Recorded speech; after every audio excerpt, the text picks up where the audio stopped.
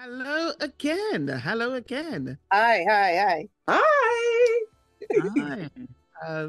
We're back again. This is another sister talk, sister chat. Why don't you say sister talk? Sister, Sister chat. sister catch up even. Oh, same. Sorry. I'll get there in the end. You know what I mean? I'll get there in the end. Sister catch up. That's the name of our podcast for now, unless somebody suggests something better. Anyway, it's great to be here. I'm Sylvia, the eldest of the three sisters, and I guess we need to introduce ourselves again. We'll do that each episode because I suspect we may get new listeners along the way who may not, and viewers along the way who may not actually know who is who. One of the remarks we did get was that people were finding it a little difficult to distinguish who was speaking at any given time, but I've reassured them that once they get to know us, they'll be able to tell the voices apart. Not even our mother can tell the voices apart, so I suspect you may still struggle. But anyway, stay with it. Stay with it. Sandra, how are you doing? Hi there, sisters. I'm Sandra, the middle sister. And I do think maybe we do sound the same, but we've got very different personalities. So I think that's where people will be able to distinguish us. We are very, very different in our personalities. All right. Not that different. Over to you, younger. Yeah. Hi, everyone. I'm Hayley. I'm the youngest of the three Smith sisters. And pleased to be with you. Wonderful. You may note that I've got a little mic here with a little bushy on it, and I've got my headphones on, those of you who are viewing this. But I'm actually away from my usual base at the moment, and I'm in Clacton with with 5 other beautiful women, and we're here on a retreat for the weekend. So even though I'm here on my retreat, we've managed to carve out time for this podcast. So that's what you call commitment, isn't it? It definitely is. Why do I not like the sarcasm in your voice? You know, you could keep yourself busy if you ask me. I was waiting for Hayley to sort of chip in there and chime in there. You sure you have nothing to say? Well, I'm just saying you're just keeping yourself busy, isn't it? Busy bee. But you know, that's just me. That was quite shush. I was horizontal not too long ago, actually. But, tell us more. No. Behave yourself, Sandra. No, not okay. So, as those of you who heard the first episode are aware, we tried to sort of catch up with what's been going on and what things have stood out for us in the course of the week or couple of weeks, as far as this is concerned, and to think of what little topics we might want to chat about as we deliver yet another episode. So I've left it to my 2 younger sisters to come up with the brilliant ideas, and both of them have. And so I'm going to be a bit of a passenger.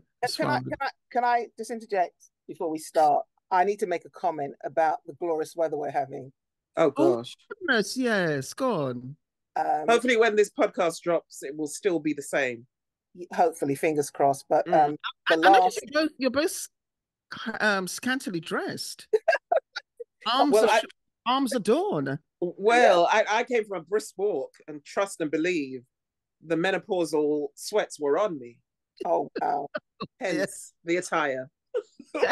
I don't even have to go for a walk. I just have to shower and try and get dressed. And I dry off from the shower, and then I'm soaking wet again because of the sweats. Well, I've been here in a new bed. Of course, I don't do well on the first night when I go away. But all night I've been kicking off the blanket, fanning, all that menopausal stuff's going on. Mm-hmm. So yeah, I think I can absolutely identify with the two. So not one of us has skipped the sweats then. I mean, some people. We were with our cousin the other day, and just chatting about the time of our life and so on. And she said, for her, it was just 6 months, and it was over. Oh yeah, yeah. It's not fair, is it? Yeah, and I think mine's been going on for near enough, probably coming up to 8 years. I've suffered as badly as certainly you, Sandra, or Sylvia. Right. Really? Yeah. I think I'm going through a wave now where it's picking up again, but I think it was also to do with my brisk walk.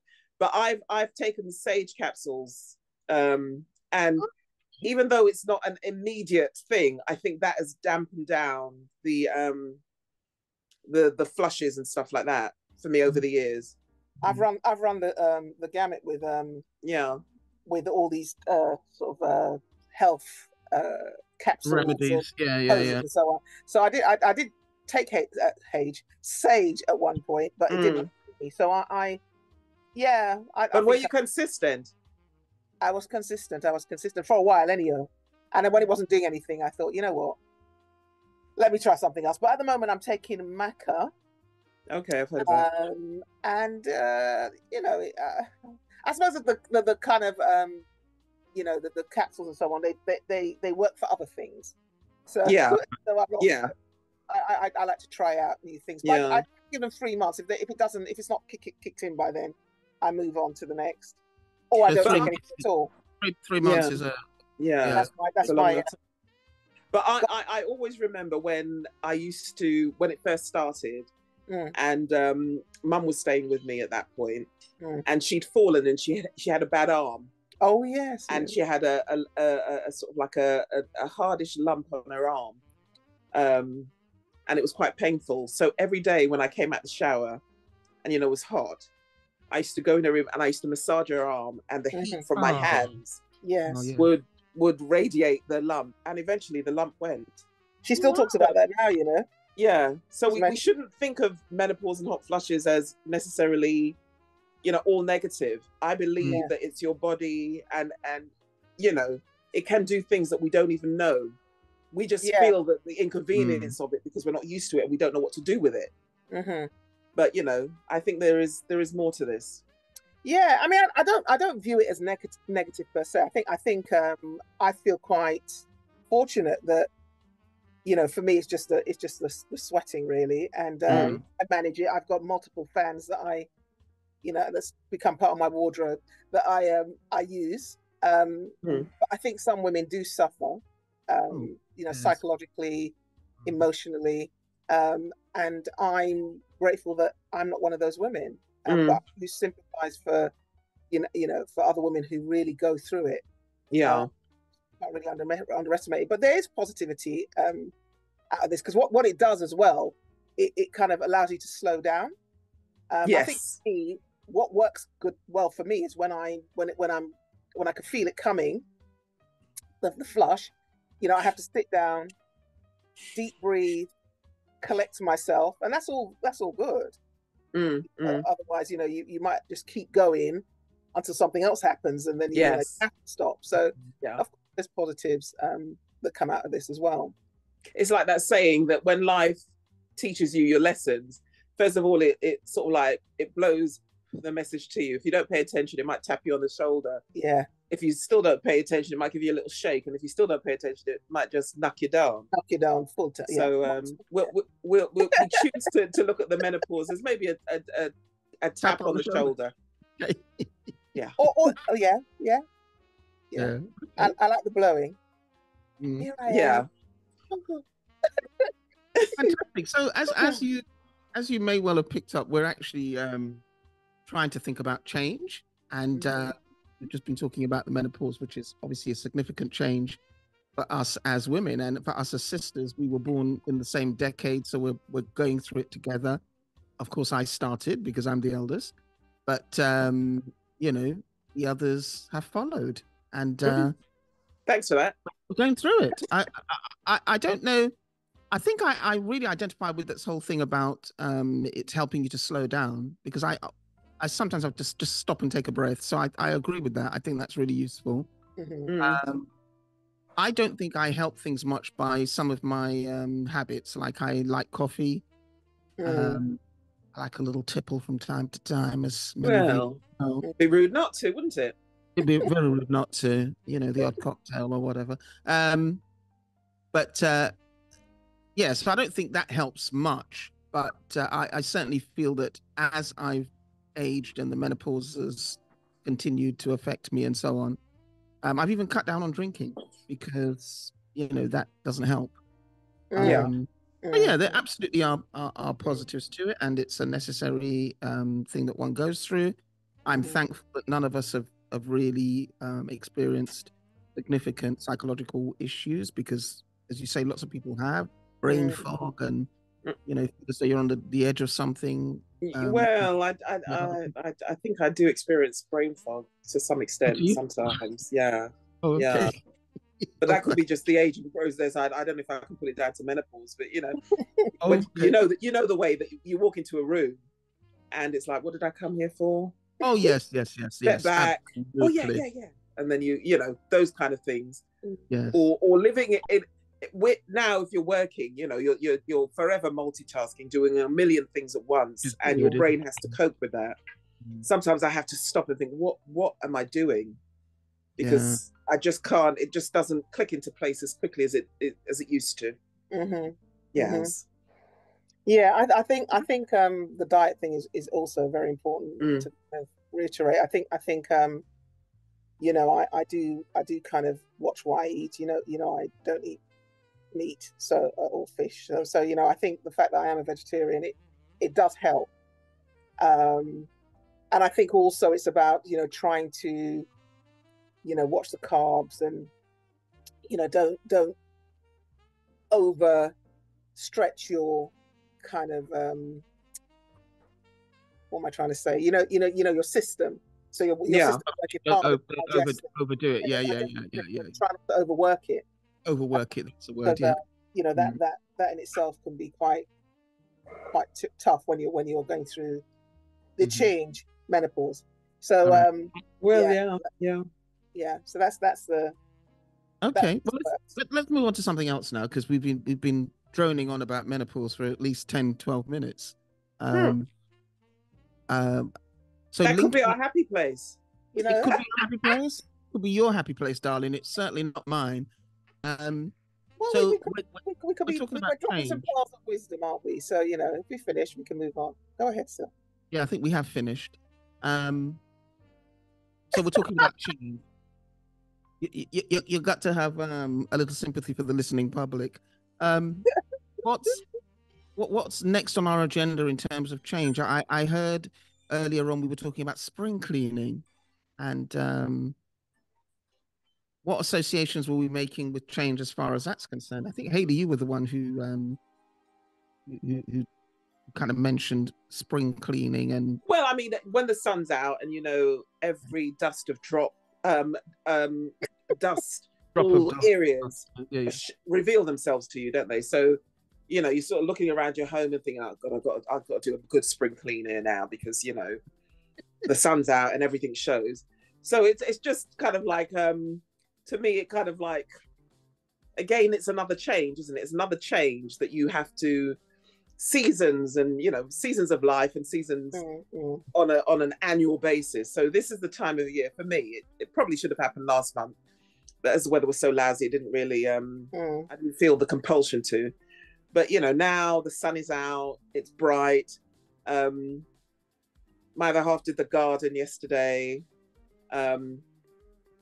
And then then you can then go and sit outside and enjoy the weather. But we know it's going to be raining in the next couple of days anyway. But Come on, so don't jinx it. I don't say that. I don't want to say that. But we're in the UK and we know the weather here. But it's just more changes, isn't it?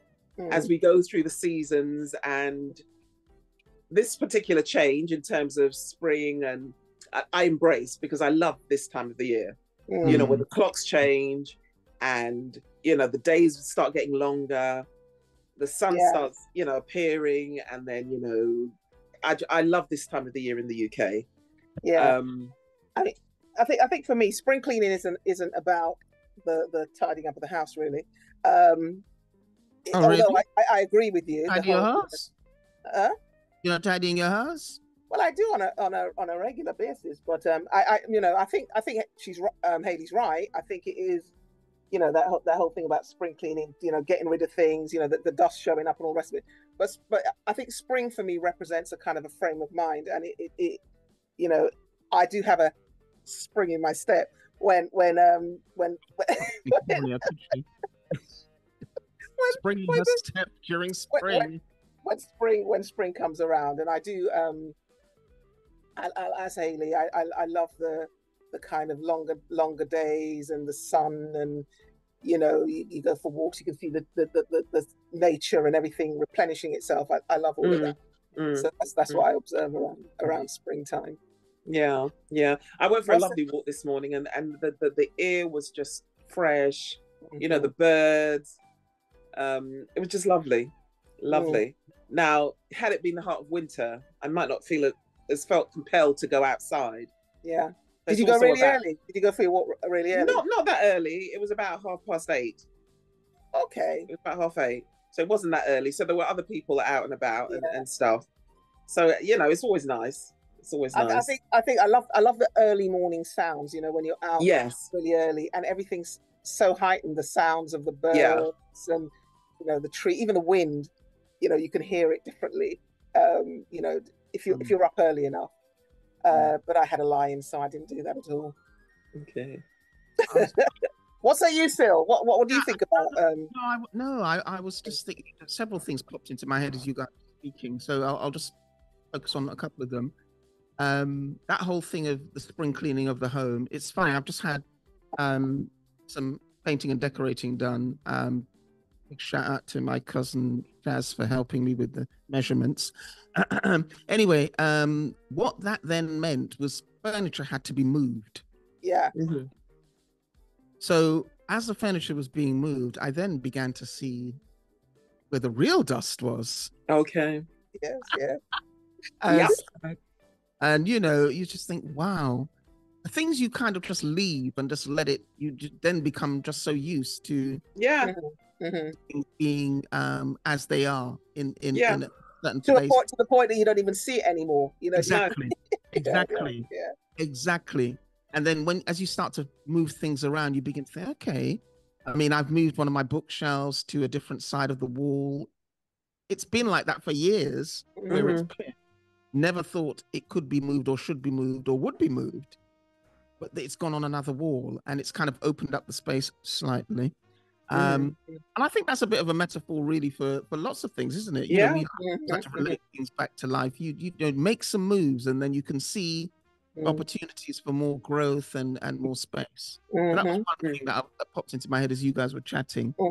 Then I'm in a house at the moment where I'm looking out at the sea because there's lots of windows and you can see into the distance. We had the doors open this morning and the fresh air was coming through. I tell you, when the weather's good in this country, I tell you. it's a nice place. It's a game changer, isn't it? It's a game changer. Yeah. When the weather nice. And then last night we were in the hot tub, which is a facility they have here. It was wonderful. Yeah. And we were outside, of course, when we stepped out of the hot tub. Little chilly. It was a little chilly. But did you see the Northern Lights? Did you see the Northern Lights yesterday? No. Okay. What people have been sending us pictures. Okay. You had a lovely sunset. All that color in the sky. No, didn't see it. No. One of our mates here, she feels a bit aggrieved actually that we missed out on it. But places like South Norwood got it. Okay. So did you not see it? I didn't. No, I didn't. I've just seen pictures of it. I didn't. I did go outside yesterday. Well, I didn't know it was going to happen on Friday. So I didn't see. And then I didn't. Yesterday I went out to have a look about 10:30. But there was just too much lights around. I couldn't see anything. But apparently taking pictures is more effective than actually with the naked eye. Okay. What he told me. Let me never see nothing. Okay. Well, as I say, we had a beautiful sunset. To be fair, I didn't even know this thing was happening, to be honest. No. But I've got friends who are really into it and they've sent me pictures. Okay. Beautiful. So yeah, that's my take on the old spring cleaning. Yeah, but it's a good opportunity, as you say. It's a metaphor for life, isn't it? Having to clear out and out with the old, in with the new, dusting off things that you stop seeing, and keeping it moving. Yeah, and also acknowledging that nothing stays the same. We're in constant flux. We're constant movement. Even if you think you're not, life changes all the time, like the seasons. So yeah, very good point, Sylvia Smith. Yeah, some people find change easier than others. I've never had a problem with change. Change for change's sake, that can be annoying. But change as in a movement or a progression or something, I've always been open to that. I embrace it because I think partially because I can get bored when things become stale. Yeah. So a change to me kind of like allows an opportunity to do something. Maybe it's the same thing differently, or to do something new. I think it has a lot to do with our upbringing as well. Yeah. You know, we had many changes in our lives in terms of, you know, we've lived in different parts of the country, you know, and I think our parents always encouraged that we, you know, you don't have to be stagnant. You have to, you know, you don't have to wait until things get on top of you before you know, you decide to make that change. So yeah, I think we all have it in us that, you know, if a bit on what we touched on in our last podcast, you know, not being afraid to sort of, you know, shift things up a little bit or shake things up a little bit if it's not working for you. And I'm grateful for that. I think it's something that I kind of embrace, and you know, as long as my health is in check, I believe anything's possible. So yeah, so you keep going. Yeah, I think I suppose for me, part of what I also appreciate, however, is that there are people who do feel very settled, and for them that's so important. Of course, change is a continuum, and it's always happening. But for some people, the things that they control, they want it to stay the same. Yeah, and there is value to that. There's value to that. I'm not going to see the value in that. Yeah, and I mean, I think previously I used to think as a younger person, that's boring, man, and you know, come on, shake it up and let's do this, let's do that, do the other. I now, as an older person, can fully appreciate why some people really need to have that kind of stability. But you know, again, as I would always say, whilst change is often very uncertain, there's also countless opportunities for growth. Yeah, within it. So, you know, I think we all need to accept to some degree that nothing's going to stay the same forever. No. Yeah, and I was going to go on to say that even the people who we perceive as, you know, very stable and they're content in that stability, you know, I still think it applies. You know, I don't think nothing stays the same. So yes, there are people, you know, I suppose there's a spectrum. I guess there are people who will, you know, the extreme end of the spectrum, and those at the perhaps at the start of the spectrum, in terms of, you know, not wanting to change things in their lives because either through contentment or they feel they can't change it or whatever. But I'm of the belief that nothing stays the same, even if you perceive it to be that way. I think that's a fact.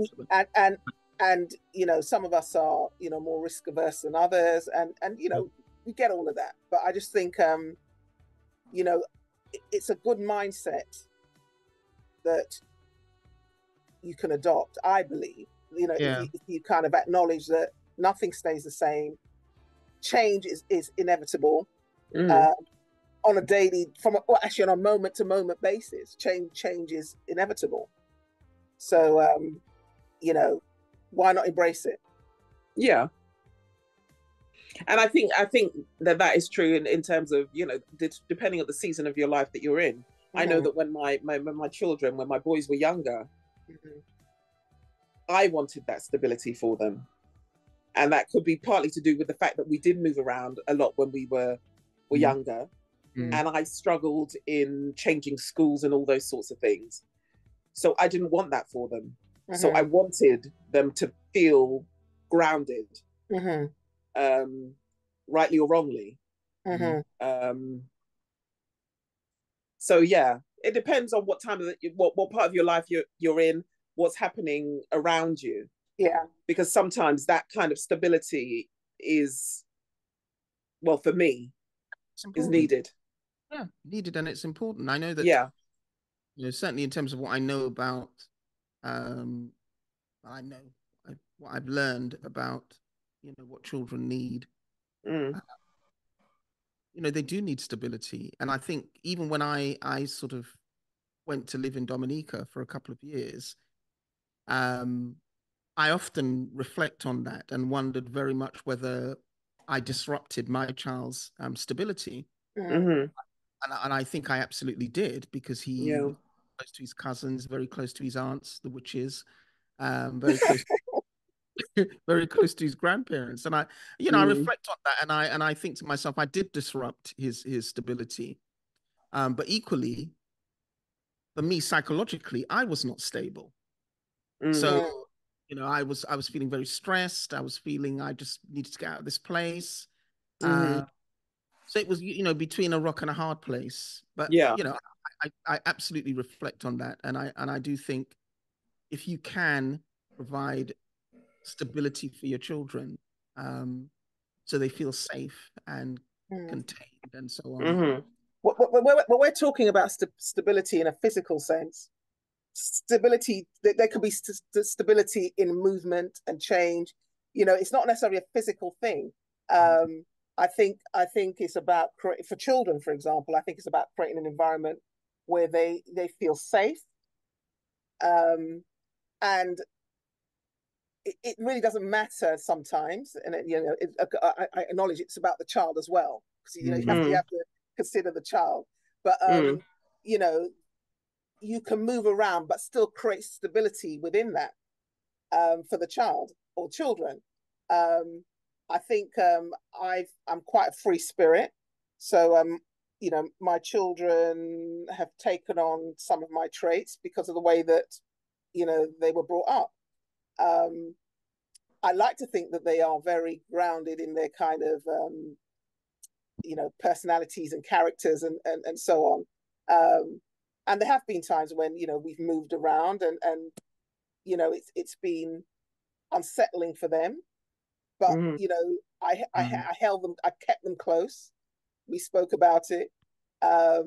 So I think my point is stability doesn't have to be a physical thing necessarily. It's about creating an environment where your children in this case are feeling safe, and stable, and keeping those lines of communication going, and also acknowledging the child as well and the personality of the child.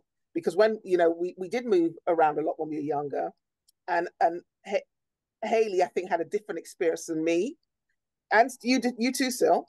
Yeah, absolutely.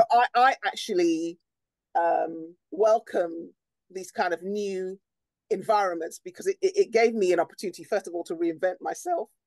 I'm quite social. Well, I say that I was.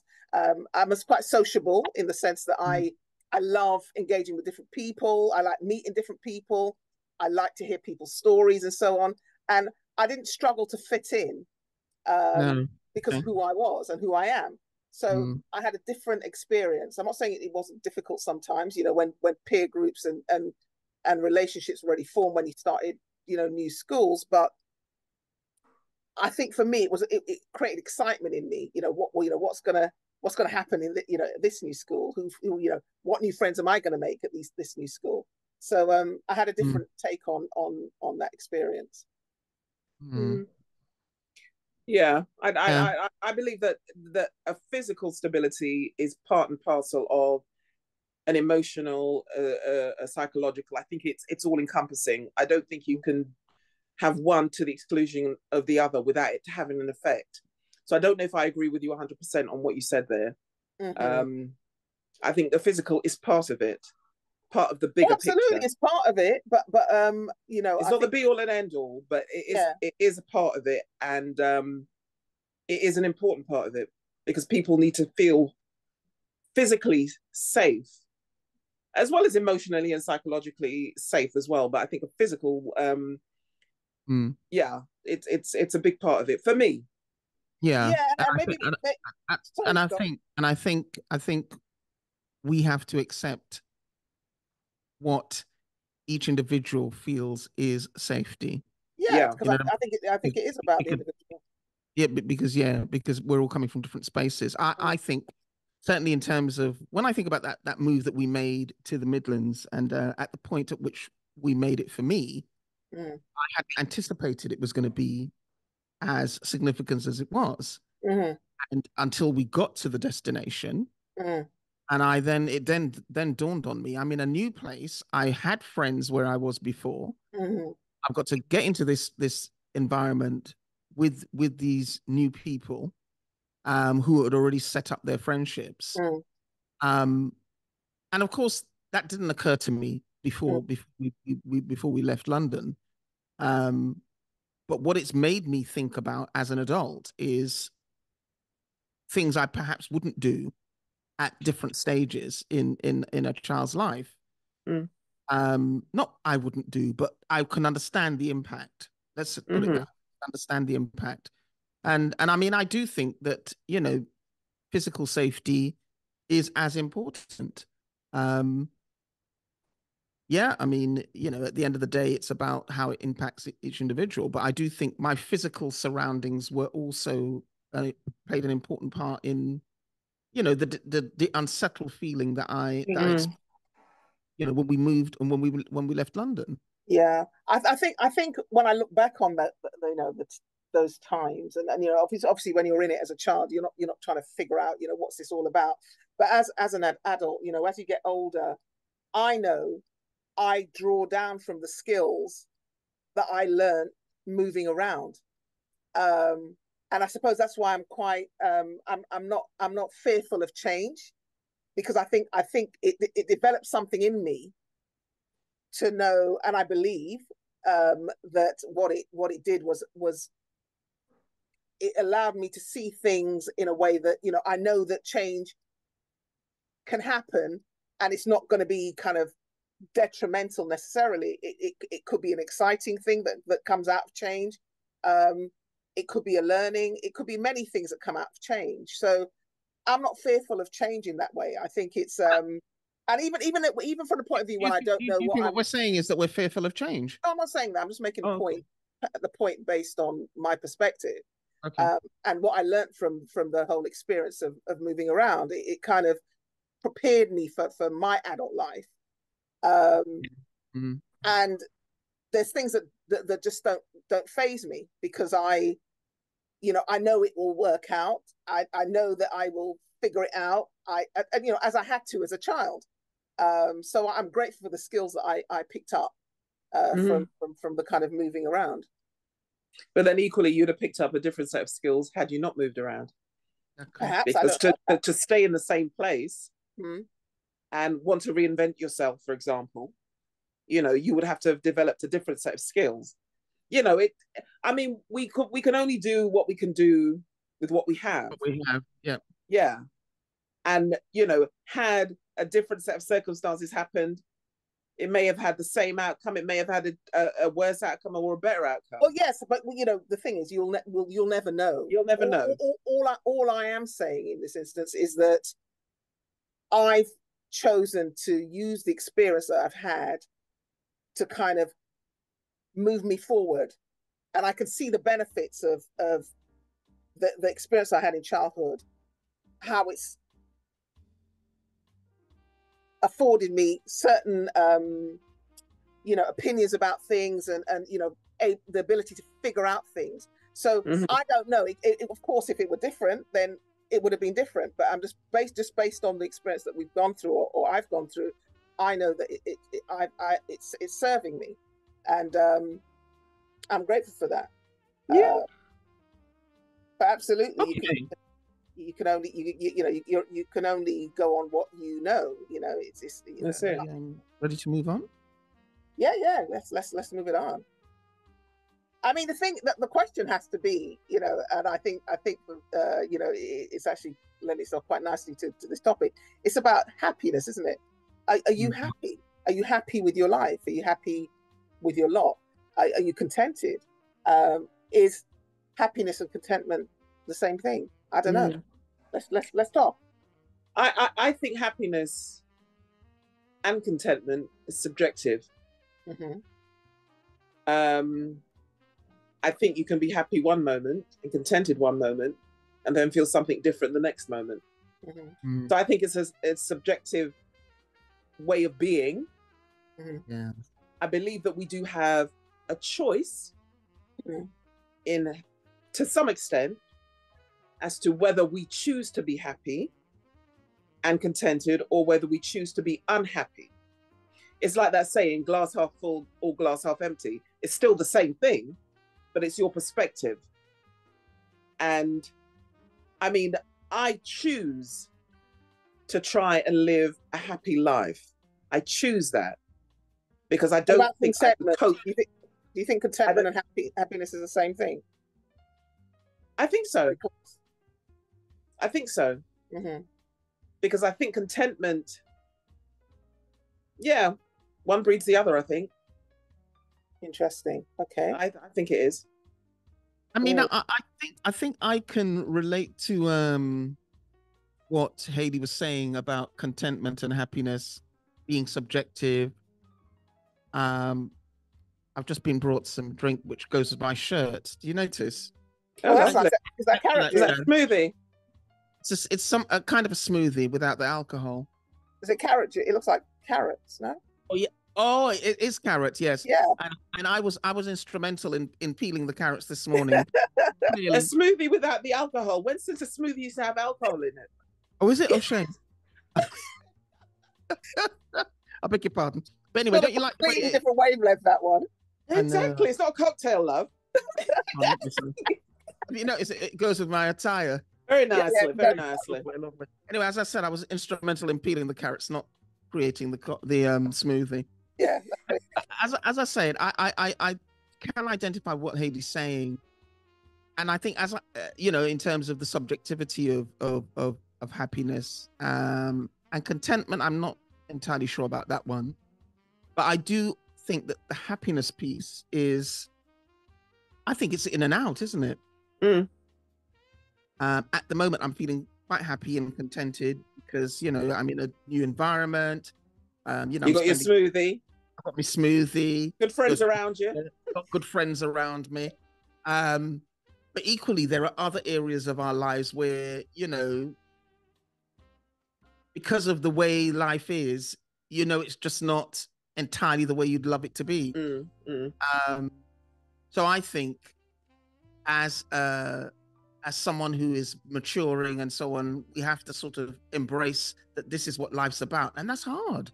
So as a child, I was away with the fairies and having, great times and, life, no responsibilities and, well, some of the time anyway. But as you get older, you have to make a conscious effort to embrace and snatch pieces of happiness as and when you can, because that's what life's about. Does that sound pretty profound? Not so much.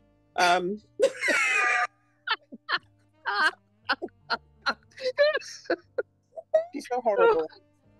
She really is. Interesting. Yeah. What about you, Sad? Do you think happiness and contentment are separate entities or one in the same? I think they are separate. I think they're close though. They're close. I mean, I think that there are people who could be content in their unhappiness. I think I like you. I think of course there is subjective, but I think happiness is more often not a choice you make. So yeah, I think I get up each morning and I choose to be happy that day, and I say that to myself. Whatever life will bring, I'm choosing to be happy. Now I know it's not that easy sometimes because people will test you, won't they? People will test you. Well, people will test you. Your life will test you. Yeah. I mean, there may be things coming at you that can be extreme, and when you're faced with those challenges, it's sometimes not very easy to get into that mindset of choosing to be happy. But I think happiness for me aligns with gratitude and blessings. So I think if you kind of focus on those, and recognize them as well. Recognize and reference those things every day in your life, potentially can find, I'm using another word now, you can potentially find joy in anything that you do. Mm-hmm. I'm You know, definitely a believer yeah. in that. I think Yeah. I mean, I always say to you guys, you know, you find a little happiness, you find a little joy, and it could be the simplest of things. Mm-hmm. And Yeah, it doesn't have to be anything complicated. yeah, it doesn't have to be anything big, complicated. It could be something as simple as drinking a nice carrot juice smoothie. Yeah, in Clacton, you know, I mean, it could be, and appreciating that as, you know, wow, this didn't have to happen, but well, it's here, I'm seeing it. The fact that it was made for you as well. I mean, that's an appreciation. Yeah. You're drinking your carrot juice facing the sea. I mean, that there's a blessing there as well. So you know, it's about it's about being observant actually, and paying attention, and being receptive to what's going on around you, and not dismissing the small things as though they don't matter. Because sometimes the only place you can find happiness is in the small thing. The small thing, definitely. Yeah, definitely. One of the things that's helping me to sort of embrace that far more is prayer. Mm-hmm. Oh, really? Yes, you know, I'm a great journaler. Mm-hmm. You know, that's how I work things out. But also prayer is helping me to remember some of those things when I find myself moving towards a funk. Mm-hmm. And, you know, it being so important to remember and to see the small blessings that you have around you. So I find that really helpful. Now, I know that my sister Sandra is an ardent meditator, as is my sister Haley. And I do try to meditate from time to time, but I'm not as good at it. Periodically, I'll try and do some breathing and whatever. But can I correct you? It's not about being good at it. You know, meditation can come in many forms, and it's not, you don't have to be sitting still to do it. I think it's also about acknowledging that, you know, stillness is something that allows you to sort of see the wood from the trees. Sometimes when you're constantly physically on the go, or your mind is constantly racing, it is hard to kind of take stock and see what's going on around you. So I think the benefits I get from meditation, and you know, I've been meditating for nearly 30 odd years now. So I move around in meditation, and what it allows you to do is notice things. You know, you notice color, you notice energy, you notice lots of things, and that's from having, you know, worked at quieting and stilling myself internally. So yeah, it's a practice more than anything, and you know, as long as you keep doing it, then it'll come. Really? Oh, I thought you'd have more to say. I was saying, so we all, for that moment, we all kind of stopped, and we all very still and reflected. Okay. I've always appreciated quiet and solitude. Even as a child, I appreciated quiet and solitude. And no, it wasn't under the guise of meditation or anything like that, but just being with my own thoughts. And that brought clarity. And I still do it today. It brings clarity to me. Doesn't always bring action, but it brings clarity and stillness and calmness. And that is what brings me happiness as well, to be calm. I think I mentioned, like, I don't like to fill my calendar, you know, with this, that, and the other. Yes, you did say that in the last podcast. Yeah, but I just like to be calm and find my little niche of joy. Yeah, but in a world that we're living in now, where everything is racing and racing and racing, it's deliberate, you know, so that you can't actually focus on things that are important, and it's a distraction, and we're busy. Well, you have to be intentional about stopping, and paying attention.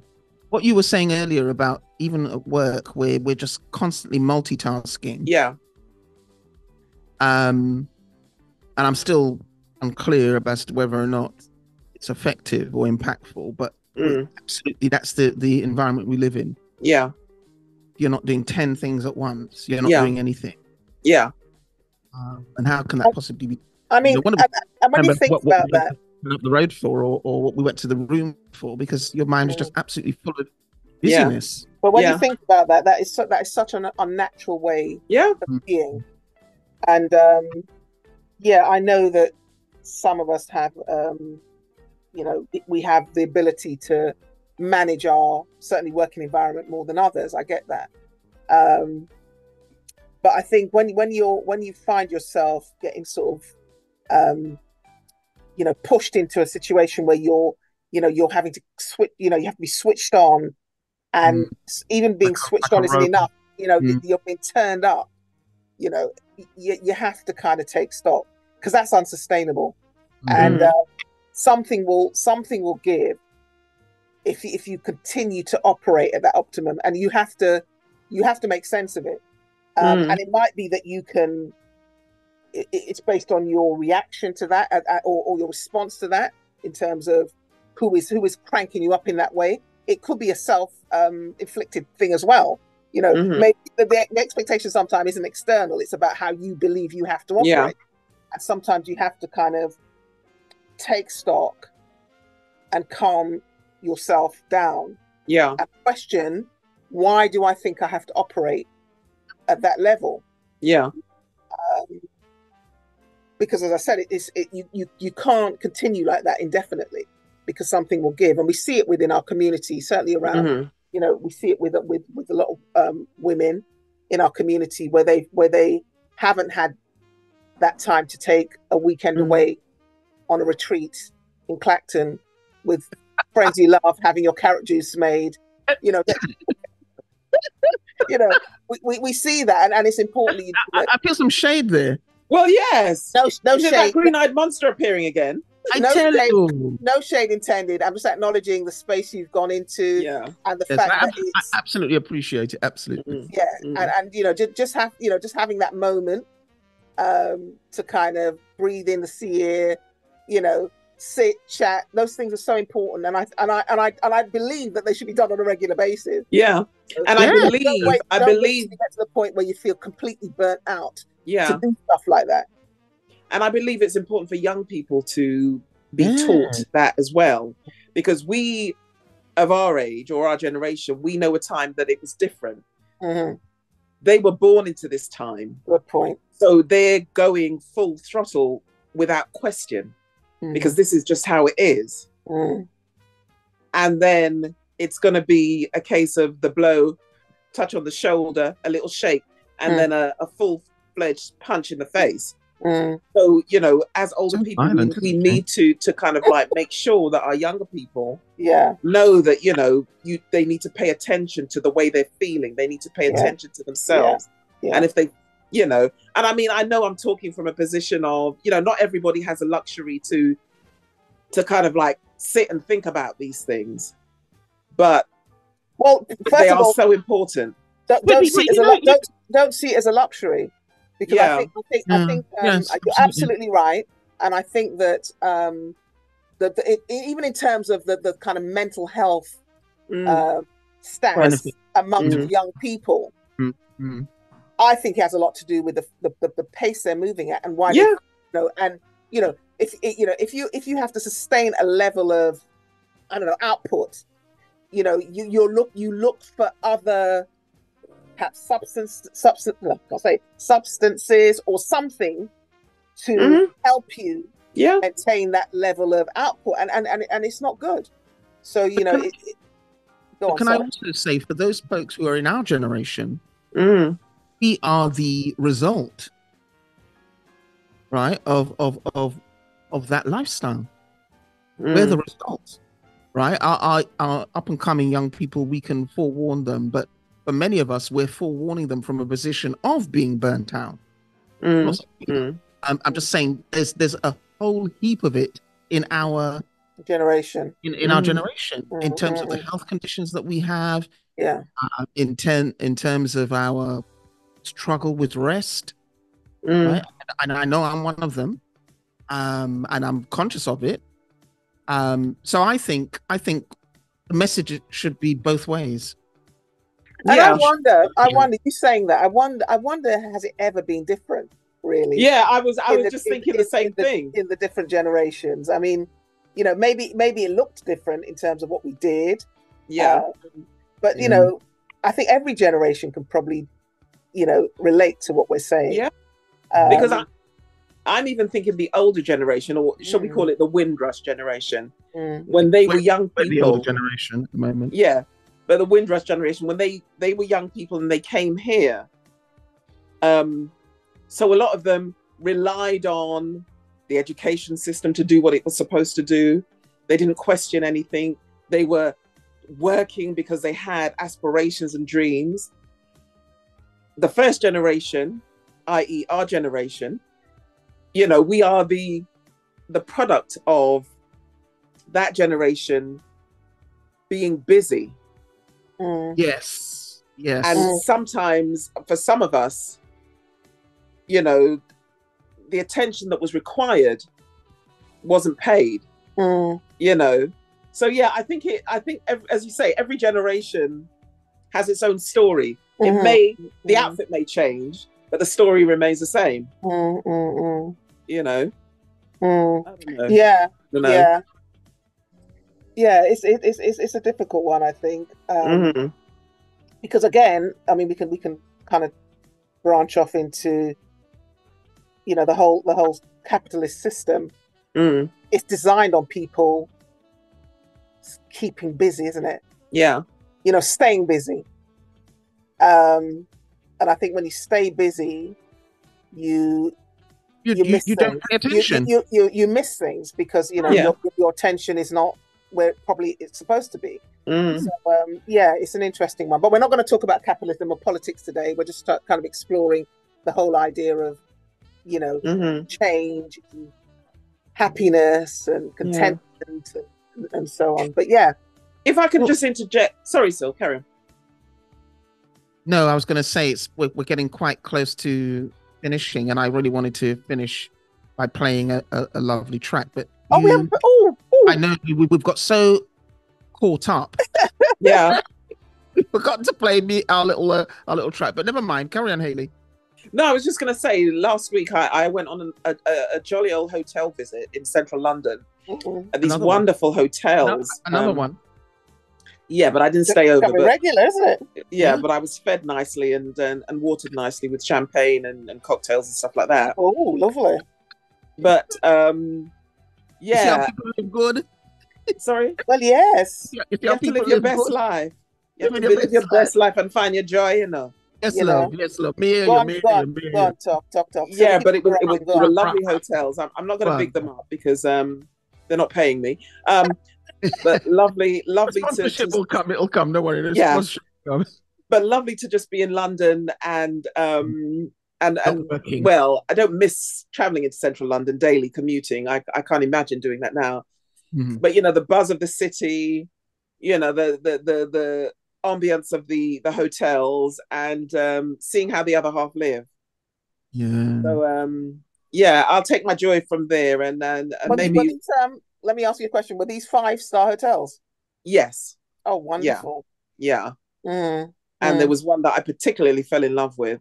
As I say, I'm not going to mention any names, but yeah. So you know, London is so interesting, though. It's so vibey. It really is. Well, it's interesting what's happening in London because, you know, this week I went into central London. And I had to do some work on one of these so-called new estates, and it's interesting how you know, old London and new London are kind of rubbing along together. So I won't mention the part of Hackney. I just said it.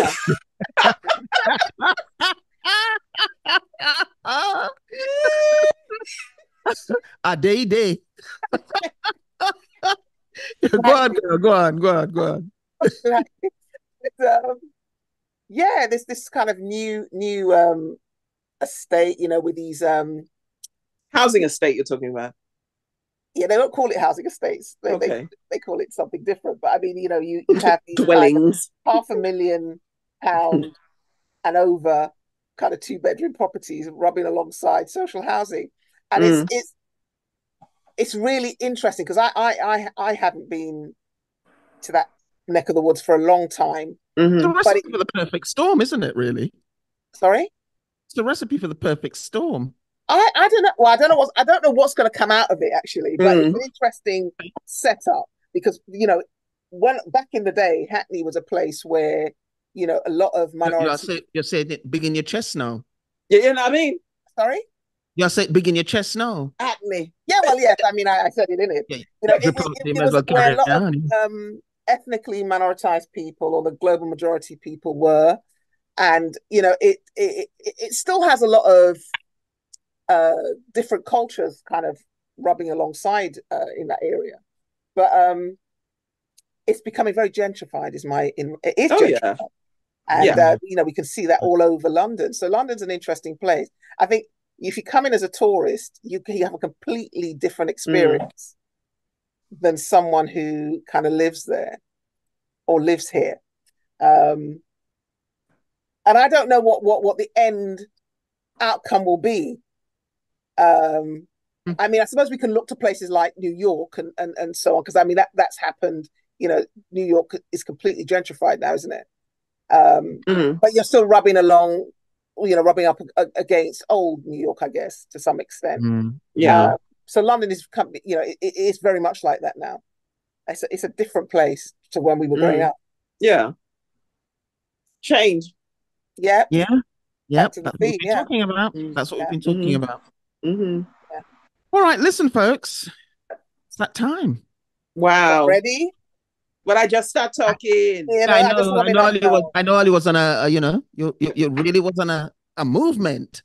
But any final words? Any final words before we wrap up? We'll talk. We'll talk. Yeah, I mean, it was a great conversation. She's not cute, is she?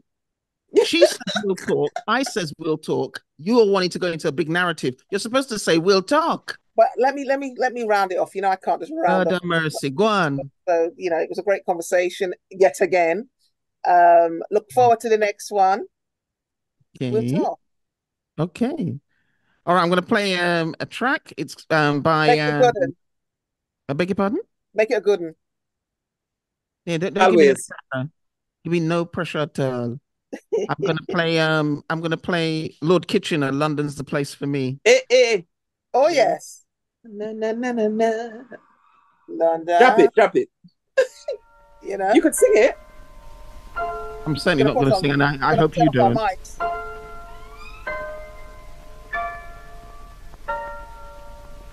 London is the place for me. London, this lovely city. You can go to France or America, India, Asia or Australia, but you must come back to London City.